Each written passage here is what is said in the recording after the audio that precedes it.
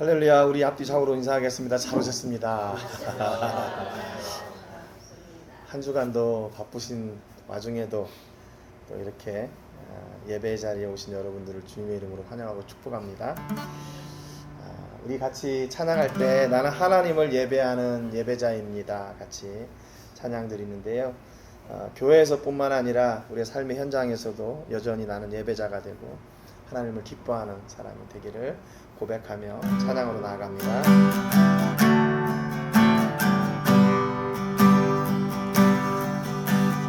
나는 하나님을 예배하는 예배자입니다.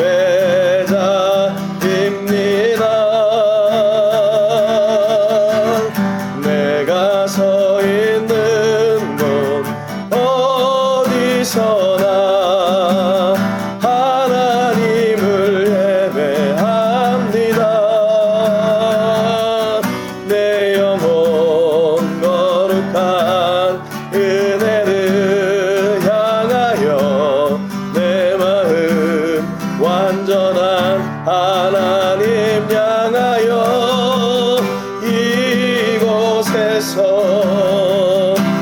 바로 이 시간 하나님을 예배합니다.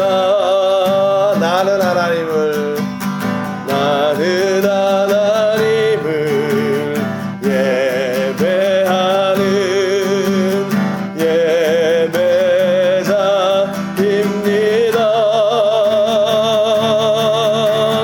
내가 서 있는 곳 어디서나 하나님을 예배합니다.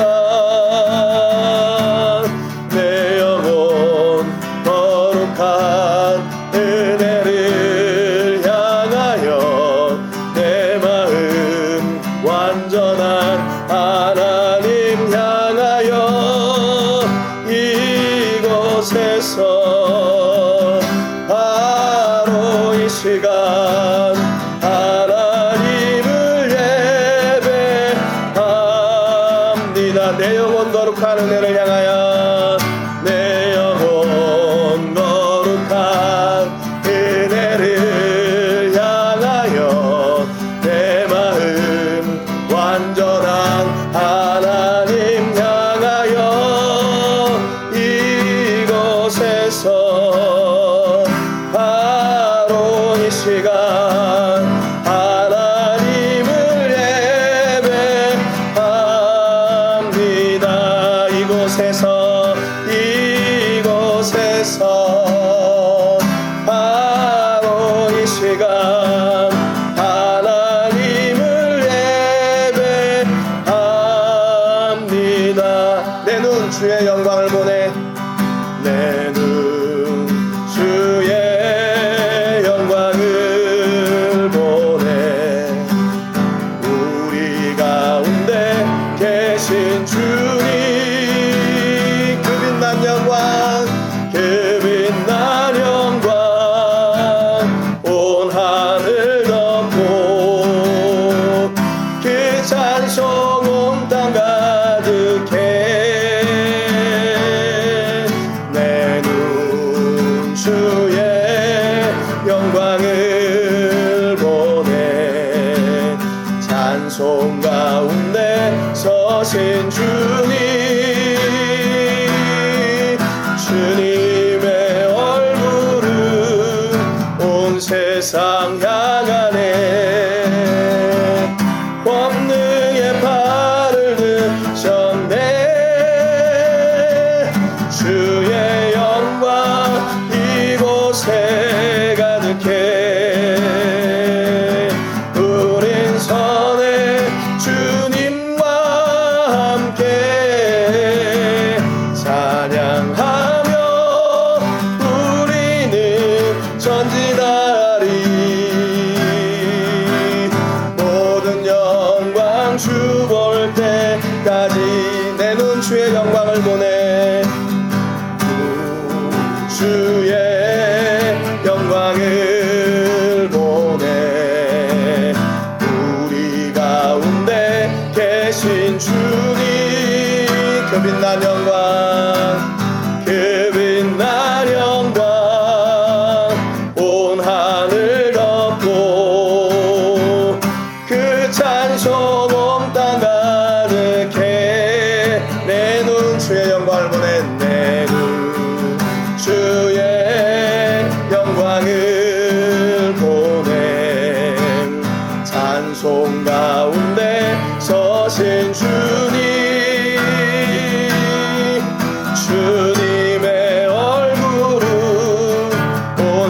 세상 향하네. 권능의 발을 드셨네. 주의 영광 이곳에 가득해. 우린 선해 주님과 함께 찬양하며 우리는 전진하리. 모든 열방 주 볼 때까지. 아멘. 이거 바삐 들어오시느라고 감사합니다. 우리 이나도 반갑고, 우리 하지우 성도님 다리는 좀 어떠세요? 그래요. 아이고 감사합니다. 얼굴 뵙게 돼서 감사합니다. 그래요. 우리가 이 땅 가운데 있을 때 가장 복되고 편안하고 안전한 자리가 어딘가? 우리 아버지 곁에 있을 때지요. 그래서 우리 찬송가 401장 주의 곁에 있을 때 마음이 든든하오니 주여 내가 살 동안 인도하여 주소서. 나를 인도하소서. 빠른 세상 살 동안 나를 인도하소서. 이 찬양의 고백이 우리 삶의 신실한 고백이 되기를 주님의 이름으로 축복합니다. 우리 주의 곁에 있을 때 찬양합니다. 주의 곁에 있을 때 마음이 든든하오니 주여 내가 살 동안 인도하여 주소서.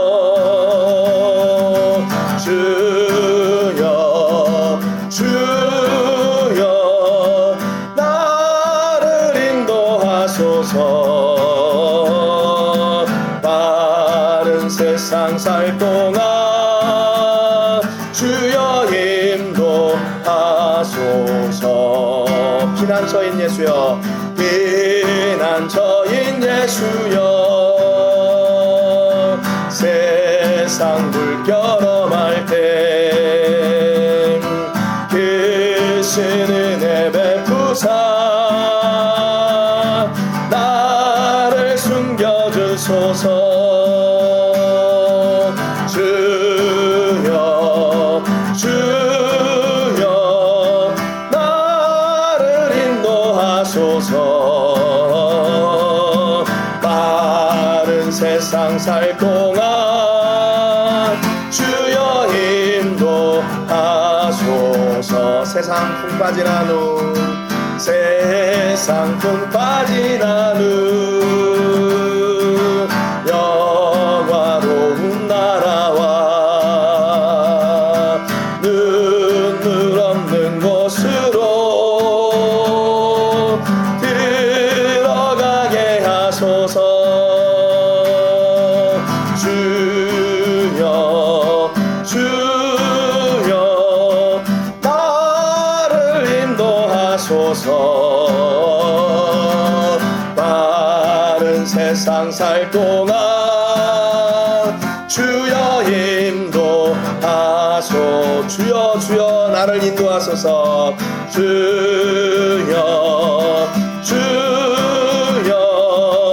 나를 인도하소서. 빠른 세상 살 동안 주여 인도하소서.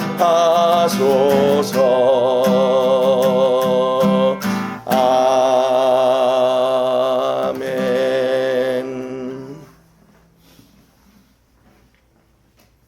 우리 하나님께 영광의 박수 올려드리겠습니다.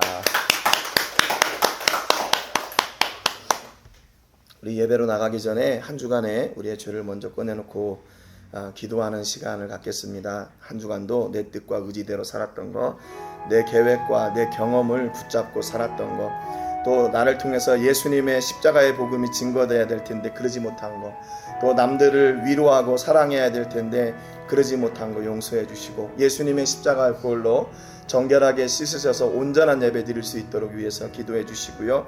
오늘은 사카테카스에 사역하고 있는 우리 조영건 선교사님 위해서 기도해 주시기 바랍니다. 선교사님 사모님 두 자녀들 건강으로 지켜주시고 어디에 있든지 귀한 사역이 그곳에서 열매 맺게 해주시고 생명의 일들이 풍성케 되는 역사가 있기를 위해서 기도해 주시기 바랍니다.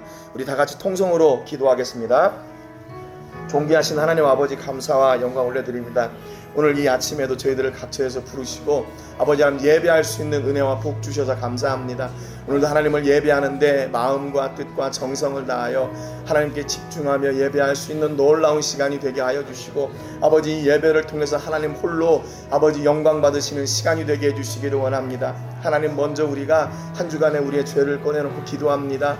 내 뜻과 의지대로 살았던 것, 아버지 내 생각과 내 마음대로 살았던 것을 용서하여 주시고 나를 통해서 예수님의 십자가의 복음과 구원의 은혜가 증거되어야 될 텐데 그러지 못한 것을 용서하여 주시옵소서. 아버지, 그래서 우리가 예수님의 십자가의 은혜가 필요하고 우리 하나님의 능력이 필요한 사람이 됩니다. 하나님 늘 동행하여 주시고 우리를 강건케 하여 주시며 하늘나라와 복이 아버지 우리 가운데 임하게 되고 그것이 아버지 살아있는 간증이 되는 역사가 있게 주옵소서. 아버지 하나님, 오늘도 예배할 때 우리 모든 성도님들이 마음과 정성과 뜻을 다하여 하나님을 예배하기를 소원합니다. 하나님 받아주시고 이 예배를 통해서 하늘의 문을 여시사 하늘의 복 주시는 놀라운 기적을 경험케 하여 주시옵소서. 아버지, 또한 저희가 세계를 부으며 기도할 때 사카테카스에 사역하고 있는 조영근 성사님 위해 기도합니다. 성사님 사모님 또 자녀들 건강과 지혜와 능력과 하늘의 복으로 늘 채워주시고 부족함이 없게 하실 뿐만 아니라 그곳에서 아버지 하나님의 생명의 열매들이 맺어지게 되고 그로 아버지 하나님에 감사하고 영광 돌리며 더 하나님께 가까이 나가는 신령한 주의 자녀들, 주의 아버지 한 백성들이 되게 하여 주시옵소서. 아버지, 저희가 함께 마음을 품고 기도하며 나갑니다. 성령 하나님 붙잡아 주시고 성령의 능력으로 함께 하여 주셔서 아버지 모든 것을 채우시고 역사하시고 복 주시는 하나님을 저희가 경험하고 간증케 하여 주옵소서. 모든 영광을 하나님께 드리며 존귀하신 예수님의 이름으로 기도합니다. 우리를 통하여 예배받기 원하시는 하나님 아버지, 감사드립니다. 오늘도 마음과 뜻과 정성을 다하며 오늘 이 자리에 함께 섰습니다. 하나님, 예배하는 우리 모든 성도님들 기억하여 주시고 우리가 마음과 정성과 뜻을 다하여 하나님을 바라며 예배하기를 소망합니다. 그러니 아버지, 예배하는 중에 먼저 우리 지난 한 주간의 허물과 죄를 예수님의 십자가의 보혈로 정결하게 씻어주실 뿐만 아니라 이 예배를 통하여 하늘의 문이 열리고 하늘의 복이 우리 가운데 임하게 되는 놀라운 기적을 경험하고 그 기적을 간증하는 주인공들이 되게 하여 주시기를 간절히 바라고 원합니다. 하나님 아버지, 저희가 오늘도 예수님의 은혜와 하나님의 크신 능력과 성령님의 아버지 감화하심이 저희 안에 필요한 사람이 되게 하신 것을 감사합니다. 우리 하나님 없이는 단 한순간도 살 수 없는 저희가 된 것을 감사를 드립니다. 오늘 하나님, 저희 가운데 늘 동행하여 주시고 임하여 주시고 우리를 보호하실 뿐만 아니라 우리를 능력으로 세상을 이기게 하시는 그 하나님의 권세가 우리 안에 있게 하여 주시고 이 예배를 통하여 그 놀라운 기적들이 확인되는 시간, 또 그 기적을 주신 하나님이 찬송받으시는 시간이 되게 하여 주옵소서. 아버지 하나님, 이 시간을 기억하고 나온 우리 성도님들 함께 마음을 다하여 예배할 때 하나님 아버지, 저희들에게 감당할 수 없는 하늘의 복을 더하여 주시고 능력과 권세가 우리의 입술을 통해 마음껏 찬송되어지는데도 부족함이 없도록 역사하여 주시옵소서. 감사드리고 예수님의 이름으로 기도합니다. 아멘. 우리 사도신경으로 우리 신앙을 고백하겠습니다. 나는 전능하신 아버지 하나님 천지의 창조주를 믿습니다. 나는 그의 유일하신 아들 우리 주 예수 그리스도를 믿습니다. 그는 성령으로 잉태되어 동정녀 마리아에게서 나시고 본디오 빌라도에게 고난을 받아 십자가에 못 박혀 죽으시고 장사된 지 사흘 만에 죽은 자 가운데서 다시 살아나셨으며 하늘에 오르시어 전능하신 아버지 하나님 우편에 앉아 계시다가 거기로부터 살아있는 자와 죽은 자를 심판하러 오십니다. 나는 성령을 믿으며 거룩한 공교회와 성도의 교제와 죄를 용서받는 것과 몸의 부활과 영생을 믿습니다. 아멘. 우리 찬송가 93장 예수는 나의 힘이요 찬송하겠습니다.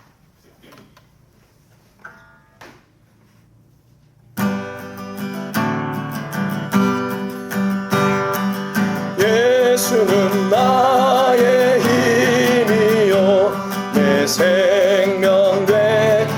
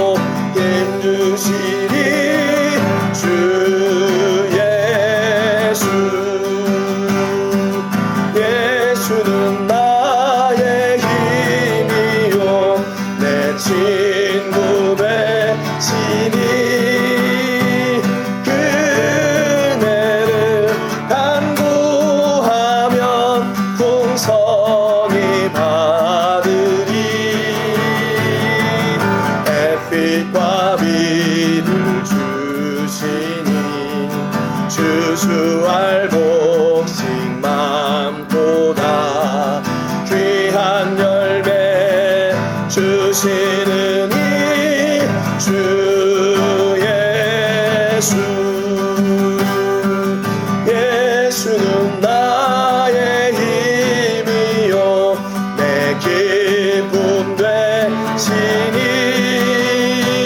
그 명령을 준행하여 늘 풍성하겠네.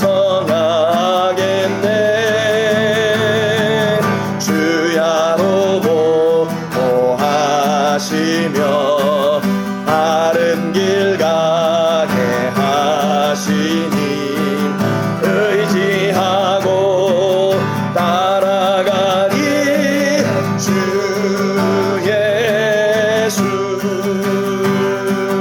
예수는 나의 힘이요 내 소망 되시니 이 세상을 떠나갈 때 곧 영생 얻으리.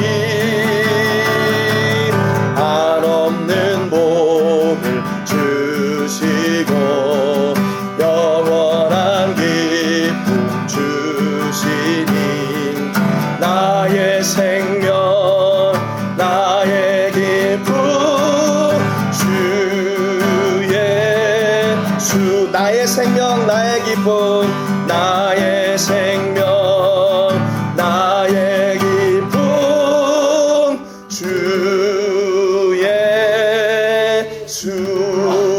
예수. 아멘.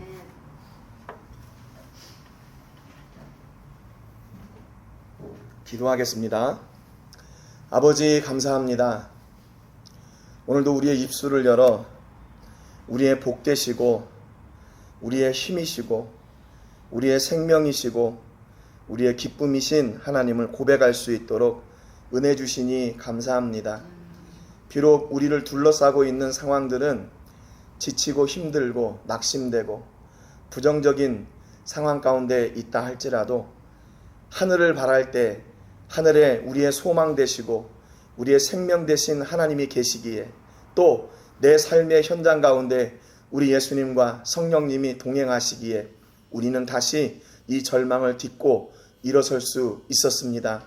하나님, 우리의 길을 기억하여 주시고 우리의 마음을 받으시며 우리의 삶의 현장에서 드려지는 예배를 하나님 온전히 받으실 뿐만 아니라 그로 하나님께서 우리에게 복 주시는 하나님이심을 우리가 고백하고 그 간증의 기적의 주인공들이 되게 하여 주옵소서. 오늘도 마음과 정성과 뜻을 다하여 하나님을 예배하기를 원합니다. 예배의 자리에 부르셨으니 예배에 합당한 자들에게 예배를 드리는 사람들에게 주시는 하늘의 복과 은혜와 권세와 기쁨과 행복한 일들을 저에게 허락하여 주옵소서. 오늘도 우리의 입술을 열어 나의 소망, 나의 기쁨 오직 주 예수라 고백했으니 하나님 이 고백대로 우리의 삶을 책임져 주시고 우리 삶 가운데 오셔서 그 놀라운 은혜의 열매들을 가득 맺어 주옵소서. 아버지 하나님, 오늘도 함께 예배할 때 우리의 중심이 하나님께 드려지게 하시고 우리의 가정과 자녀들과 사업과 직장과 모든 것을 하나님의 선하신 강력한 손으로 붙잡아 세상 것들이 틈 못하게 하시고 세상 것들이 침범하지 못하도록 능력의 권세를 더하여 주옵소서. 오늘도 우리의 마음의 문을 열고 우리가 다시 말씀 앞으로 나아가 서기를 원합니다. 말씀하여 주실 때 한 말씀도 놓치지 않게 하시고 그 말씀을 가슴에 새기고 삶으로 사는 저희들 되게 하여 주옵소서. 감사와 영광 올려드리고 예수님의 이름으로 기도합니다. 아멘.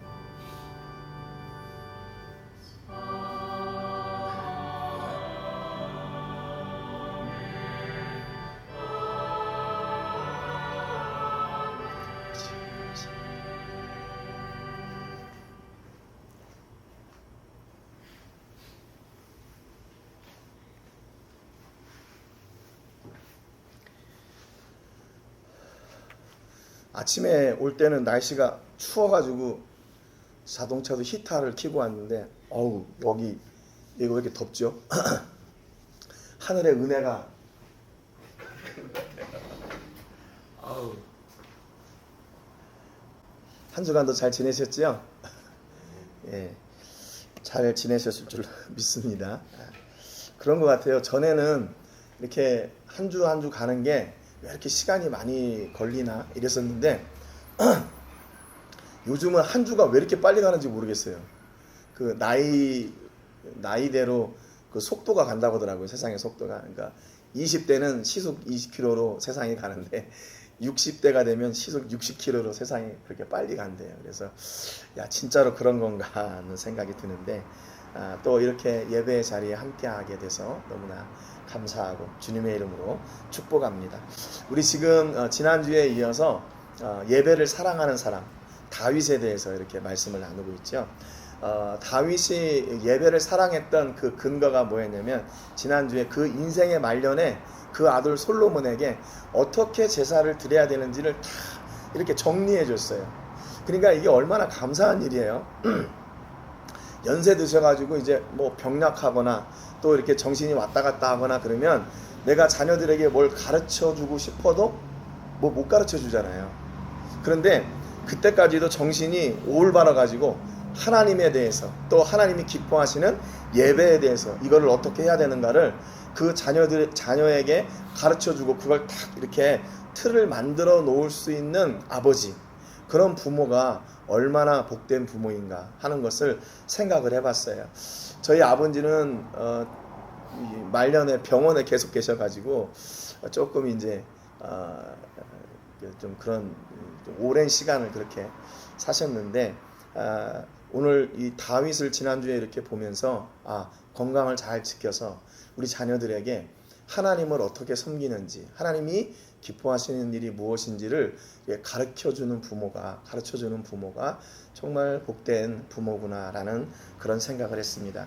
오늘 본문 말씀에 보면요, 사무엘하 6장 21절 말씀입니다. 우리 본문 말씀 같이 한번 읽겠습니다. 사무엘하 6장 21절입니다. 시작. 다윗이 미갈에게 이르되 이는 여호와 앞에서 한 것이니라. 그 다음이요, 그가 내 아버지와 그의 온 집을 버리시고 나를 택하사 나를 여호와의 백성 이스라엘의 주권자로 삼으셨으니 그 다음 내가 여호와 앞에서 뛰놀리라.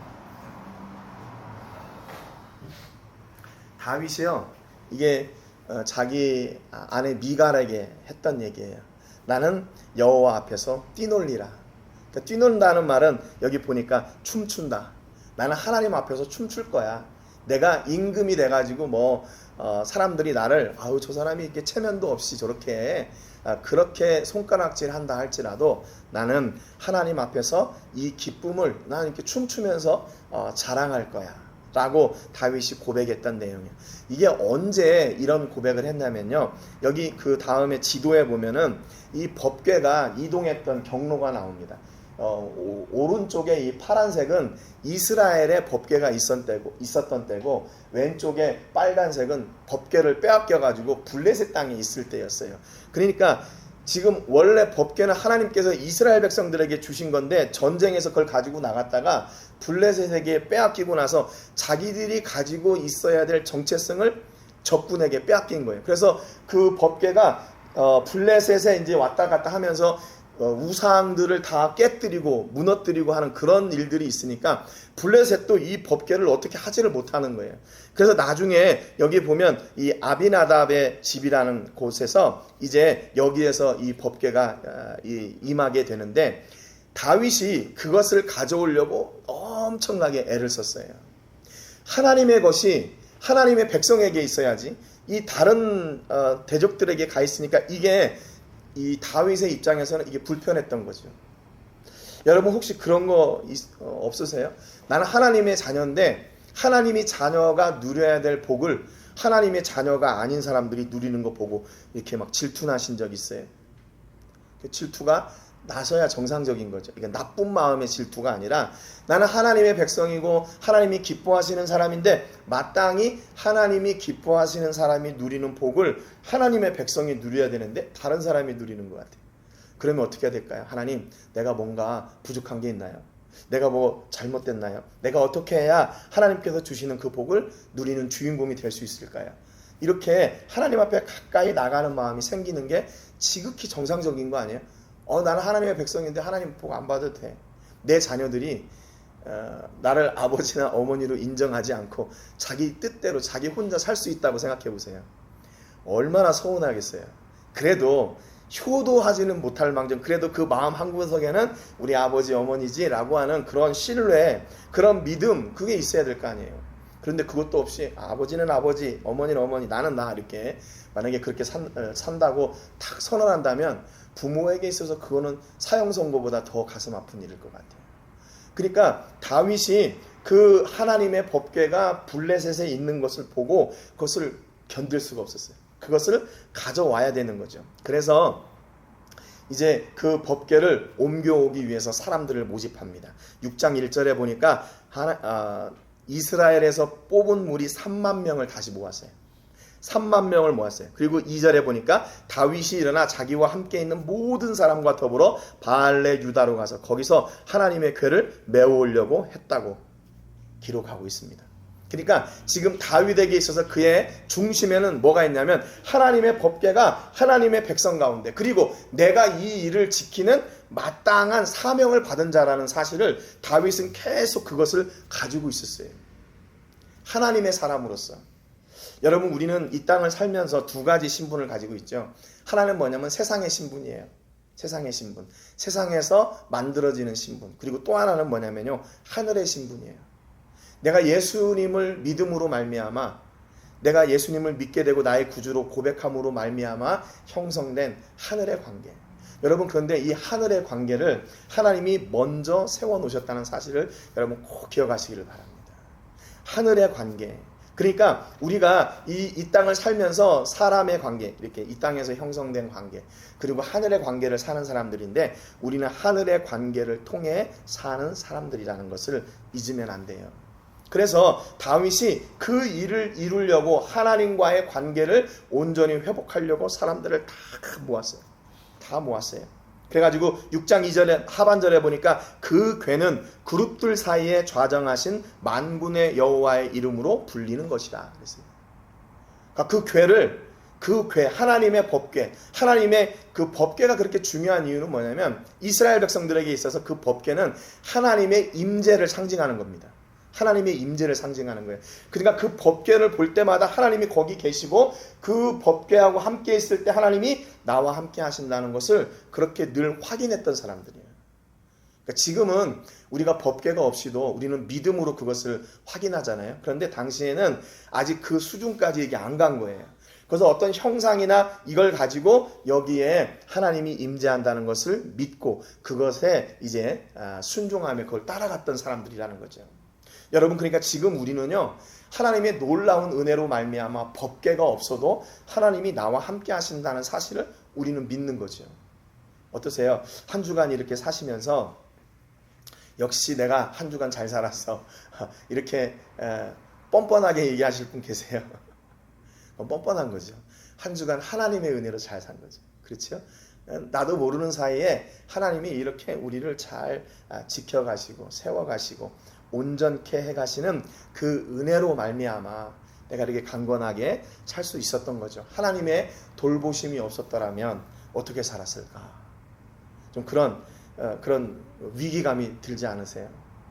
하나님이 함께 하시기에 우리는 늘 그분의 은혜로 말미암아 사는 거예요. 우리는 법궤가 없이도 하나님이 나와 함께 하시는 그 임재의 역사를 우리는 믿음으로 늘 고백하고 있는 거죠. 여러분, 그러니까 이 은혜와 이 복보다 더 큰 게 어디 있어요? 하나님이 나와 함께 하시고 그분이 내 삶을 전적으로 붙잡고 운행하고 계신다.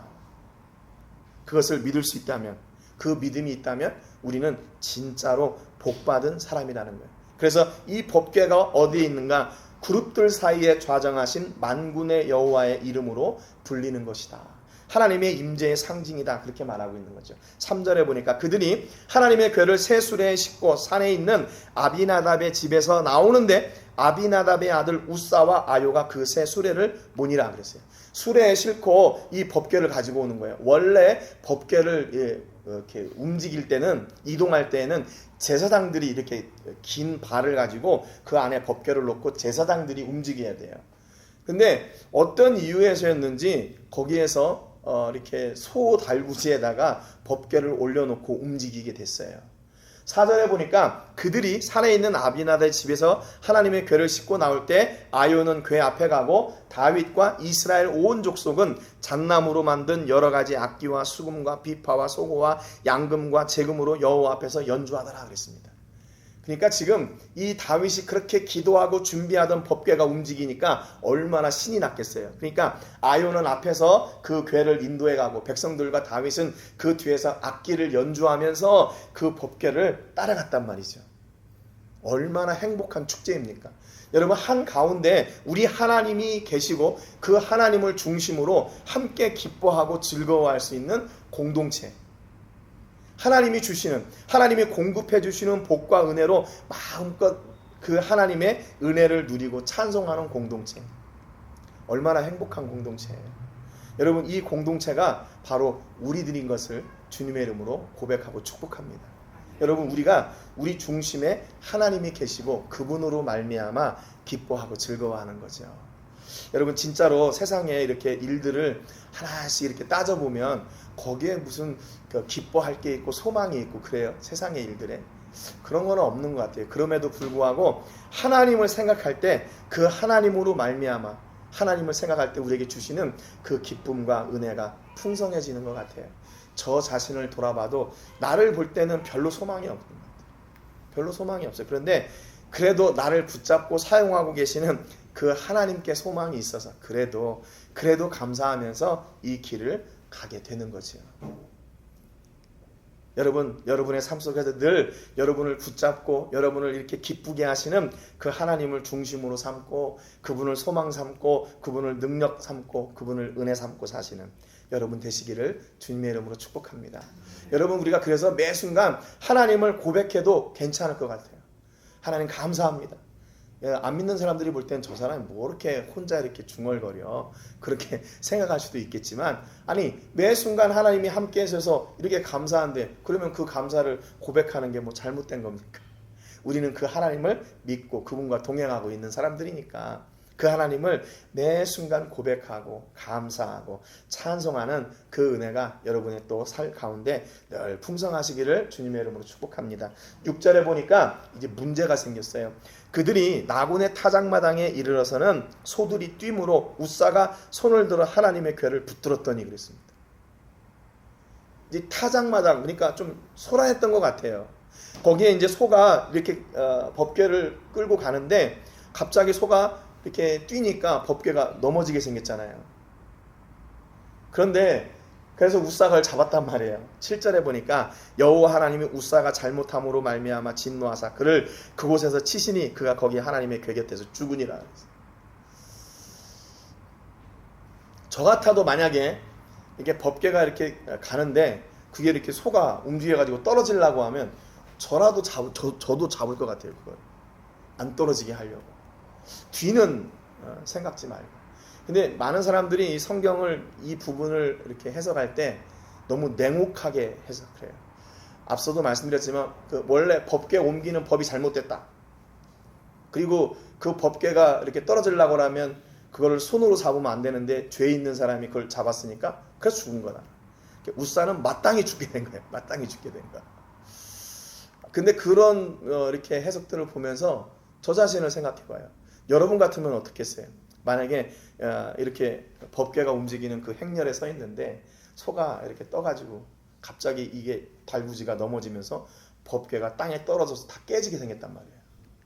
그러면 그걸 보고 가만히, 그렇지, 내가 손대면 안 되지, 가만히 있어야지, 그리고 딱 이렇게 이성적으로 판단하고 그거를 안 만질 사람은 거의 없을 것 같아요. 어떻게든지 그 법궤가 땅에 떨어지지 않도록 그것을 붙잡으려고 했을 거란 말이죠.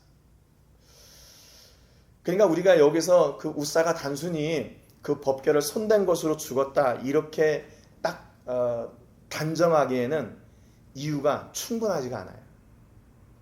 그러니까 여기에서 지금 이렇게 그 왜 죽었나 그 이유를 보면 여호와 하나님이 웃사가 잘못함으로 말미암아 진노하사 그를 그곳에서 치시니 그가 거기 하나님의 궤 곁에서 죽으니라 그랬단 말이죠.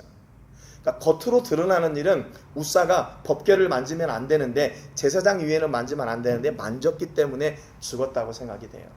그런데 조금 더 깊이 생각해 보면 우사가 그동안에 살아온 삶이 하나님 앞에서 늘 흠이 있었던 것이라 그렇게 추측을 합니다. 추측을 해요. 그러니까 죄된 사람이 그것을 붙잡았기에 그가 하나님의 궤 곁에서 죽게 되었던 거예요. 여러분, 그러니까 우리가요 그리스도인의 삶, 또 예배의 삶, 하나님 앞에 온전히 선다는 것은요 어느 한순간으로 만족하지 않습니다. 나 지난주에 예배 드렸는데 나 오늘 지금 예배 드렸는데 이것으로 족한 게 아니라 그 중간에, 그 매일의 매 순간의 삶 가운데 하나님과 늘 동행하는 그 삶이 우리 가운데 있어야 돼요. 왜 그런가 하면은 하나님과 동행하지 않는 순간이 있잖아요. 그러면 그것을 제일 좋아하는 악한 세력들이 있어요. 악한 것들이. 그 틈을 놓치지 않습니다. 그 틈에 들어와서 우리를 어느 순간에 다시 점령해요. 우리를 또 넘어지게 하고, 우리와 늘 함께 하시는 하나님이 계셔서 우리는 아무런 염려가 없는데도 불구하고 그 염려를 계속 불어넣어줘요. 하나님의 은혜가 가득하고 풍성해야 되는데 염려가 가득하고 풍성해져요. 여러분, 그러니까 우리 사람은 참 특이한 게 뭐냐면 딱 100을 담을 수 있어요. 100을 담는데 여기에서 염려가 열이 들어오면 그 차 있던 10개는 나가야 돼요. 이게 질량 보존의 법칙이죠.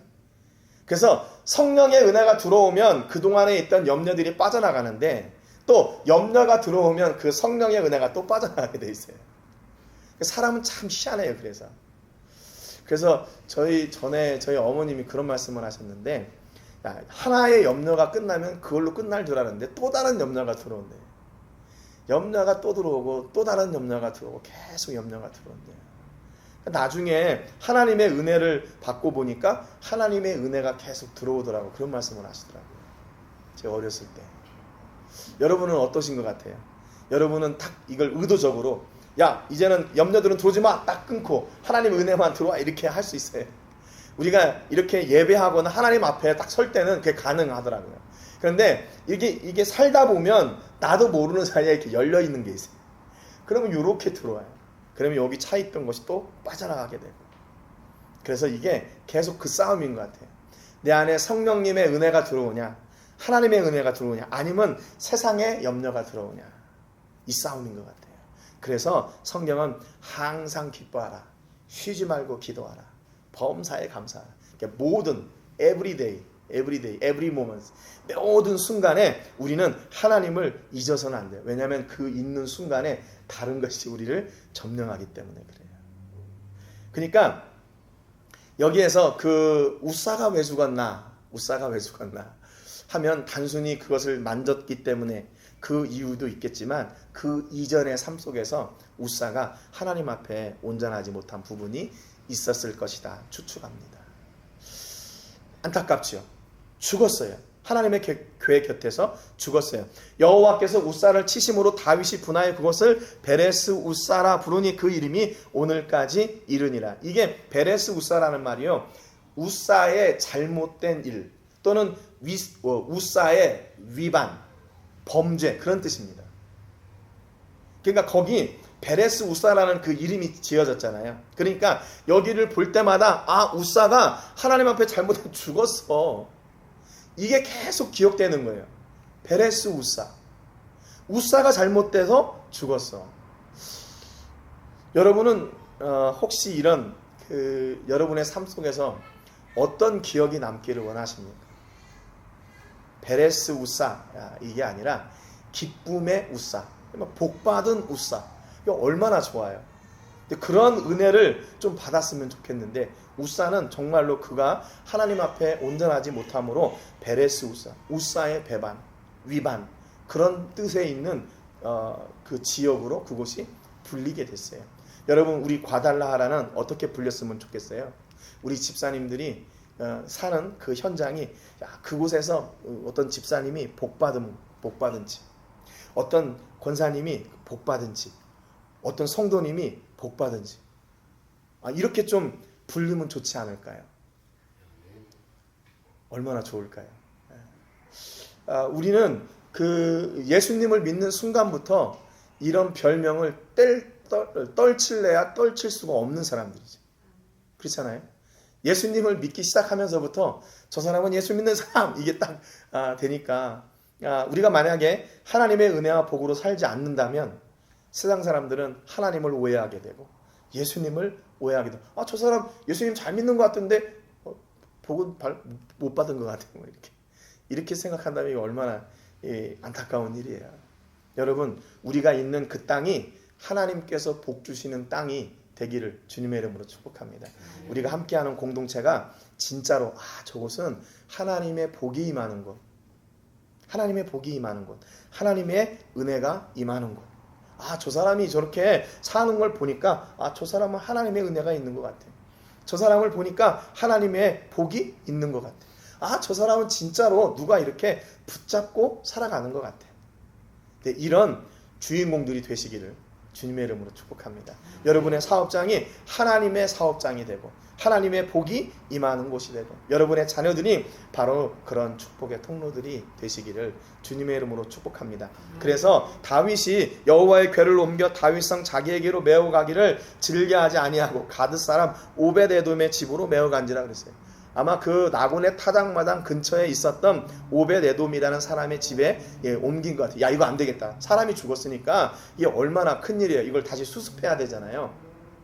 그러니까 그 법궤를 옮기는 일이 중요했지만 사람이 죽은 일로 인해서 사람들이 이제 두려워하고 다시 생각해 봐야 되니까 이걸 오벳에돔의 집에 옮겨놨어요. 11절에 보니까 여호와의 궤가 가드 사람 오벳에돔의 집에 석 달을 있었는데 여호와께서 오벳에돔과 그의 온 집에 복을 주시니라 그랬어요.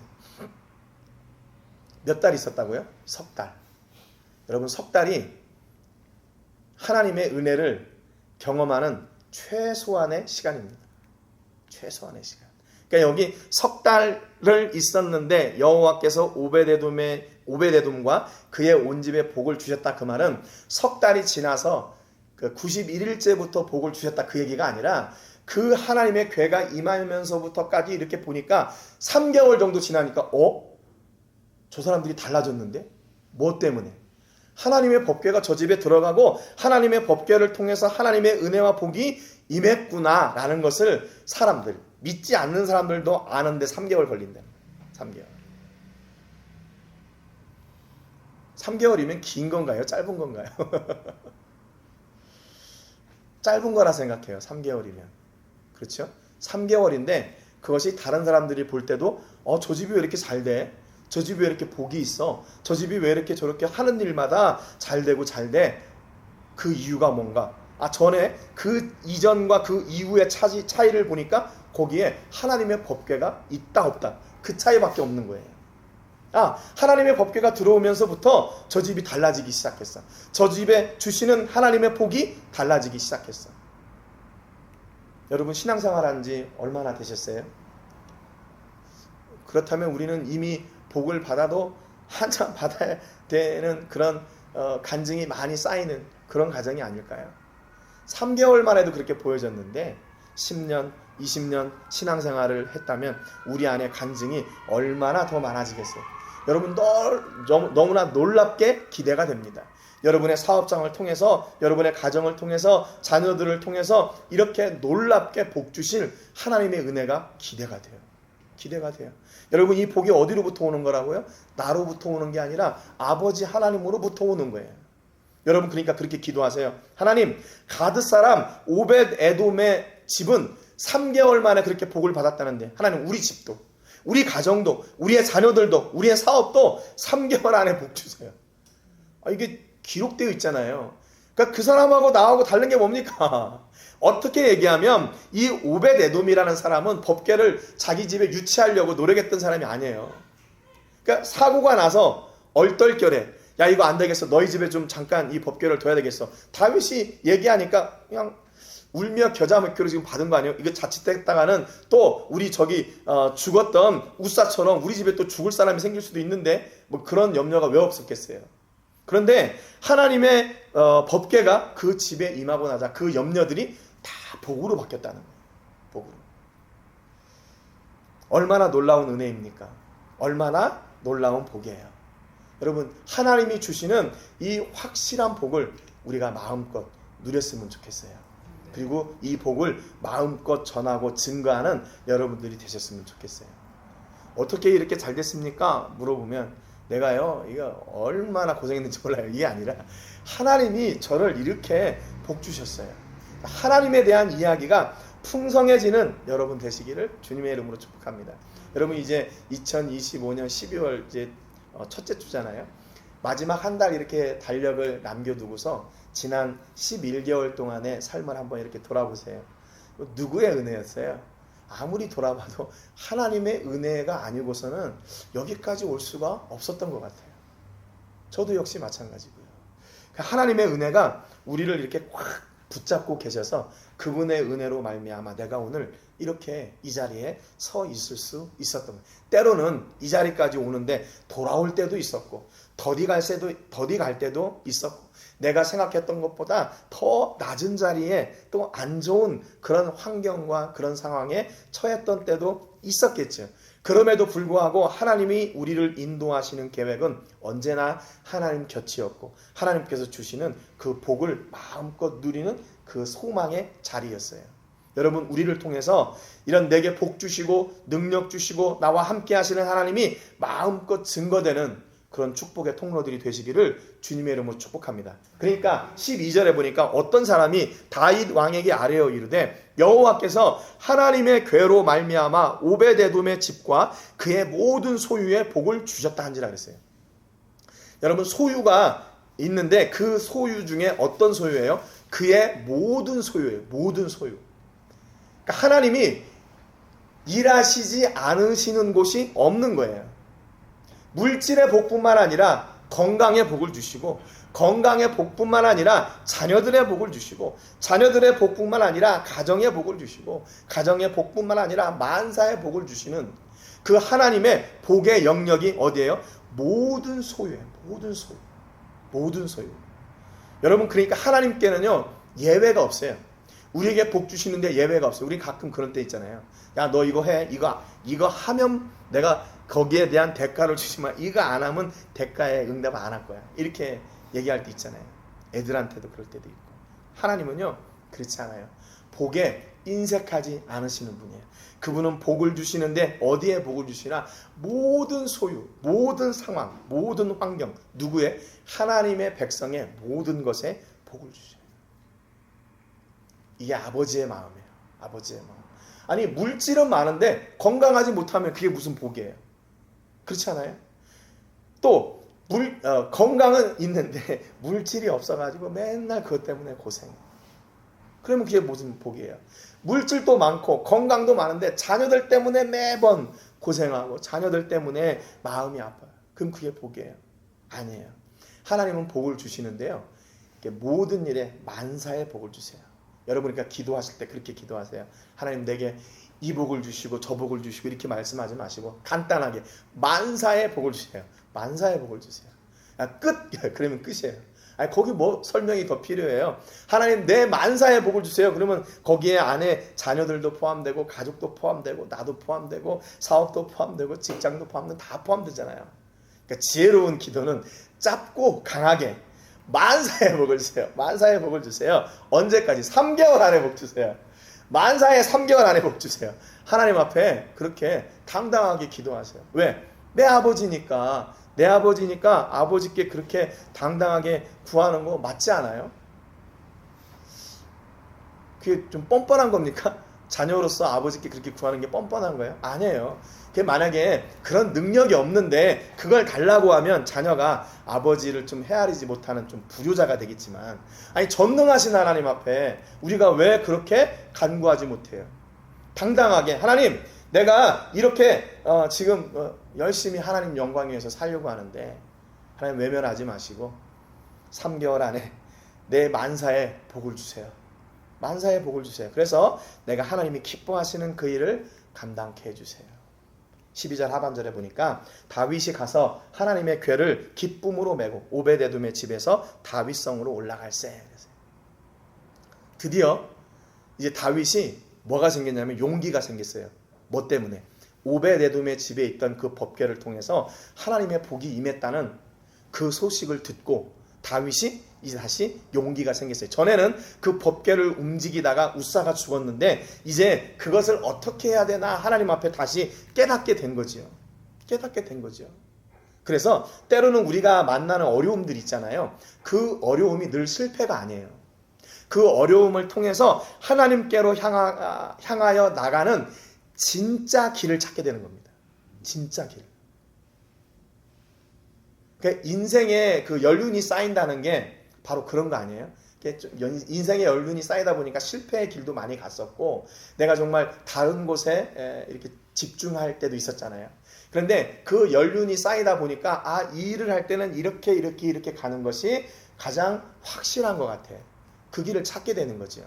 그러니까 다윗이 이제 그 오벳에돔의 집에서 법궤를 통해서 하나님의 복이 임했다는 것을 알고 그것을 다시 가져오게 되는 거예요. 다시 회복하게 되는 거죠. 여러분, 그러니까 우리가 만나는 어려움의 상황들, 또 실패, 또 이게 이렇게 되면 안 되는데 뭐 그런 상황 있잖아요.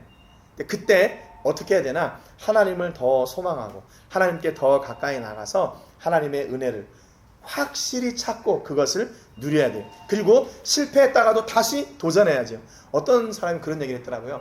아무 일도 겪고 싶지 않으면 아무 일도 안 하면 된대요. 근데 아무 일도 안 하면 아무 일도 안 일어나대. 그러니까 우리가 어떤 일을 이루기 위해서 뭔가를 해야 되고 그 일을 하다 보면 다 성공하는 게 아니라 실패할 때도 있다는 거예요. 우리 그리스도인들도 역시 마찬가지죠. 그렇지 않아요? 우리가 예수님 믿는다고 뭐 하는 일마다 다 잘 되면 그거 어떻게 되겠어요? 때로는 실패할 때도 있고 어려운 일이 있을 때도 있고 더 힘들어질 때도 있어요. 그런데 그 고난을 통해서 우리는 무엇을 깨닫게 되냐면 하나님을 더 절실히 찾게 되는 그 은혜를 깨닫게 되고 하나님께 더 가까이 나가는 그 은혜를 찾게 되고 그 바른 길을 찾게 되는 거예요.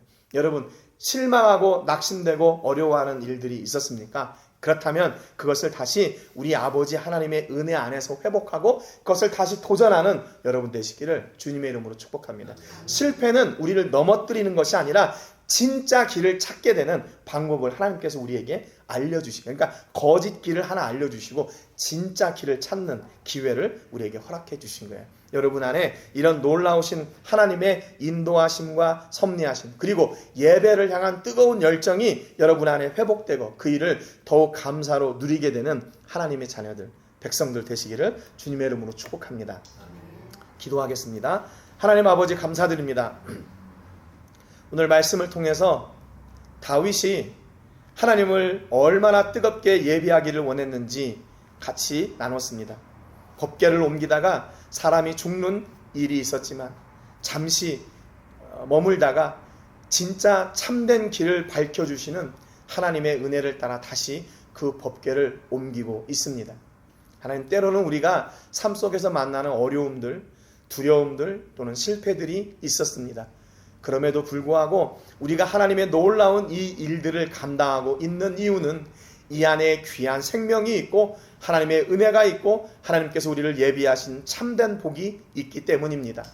하나님, 이 길을 가는 저희들이 절대로 후회하지 않습니다.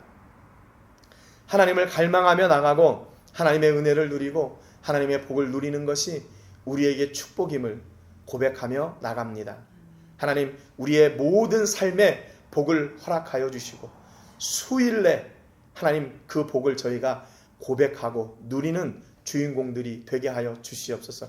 우리를 외면하지 마시고 우리를 붙잡아 주셔서 철저하게 하나님의 나라 백성, 하나님의 나라 권세를 누리는 하나님의 자녀들 되게 하여 주실 것을 믿습니다. 오늘도 우리의 삶을 통해 우리에게 복 주시는 하나님이 선포되고 증거되게 하여 주시고 또한 우리의 삶을 통해서는 하나님이 간증되어지는 역사가 있게 하여 주시옵소서.